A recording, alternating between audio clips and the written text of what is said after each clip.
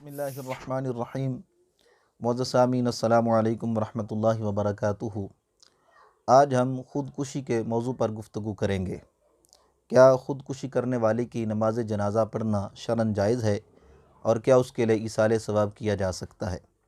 تو سب سے پہلے تو یہ بات سمجھیے کہ خودکشی اسلام کے اندر یہ حرام ہے، اور یہ اپنے آپ کو کسی بھی طرح سے ختم کر لینا ہے، یعنی اپنی جان لے لینا ہے۔ دنیا کے کسی مہذب قانون اور سماج کے اندر بھی خودکشی کرنا یہ جائز نہیں۔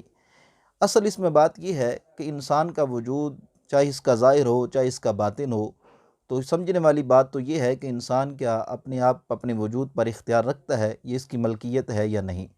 تو یہاں پر یہ بات مد نظر رہے کہ انسان، اس کا وجود چاہے ظاہر ہو چاہے اس کا باطن ہو، بلکہ کائنات کی ہر چیز جو ہے یہ سب کی سب اللہ تعالیٰ کی ملکیت میں ہے، اور انسان کو جو رب تعالیٰ نے وجود عطا کیا ہے یہ محض ایک امانت ہے، اور امانت کے اندر خیانت کرنا یہ جائز نہیں ہے۔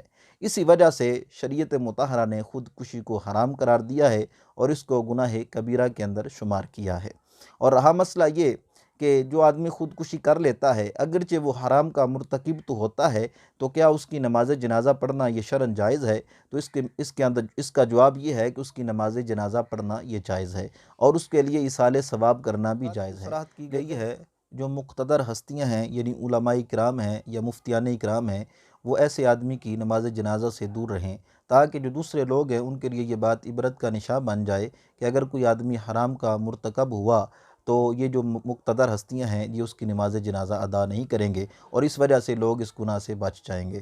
اللہ تعالیٰ کی بارگاہ میں دعا ہے کہ ہمیں دین متین کی سمجھ عطا فرمائے۔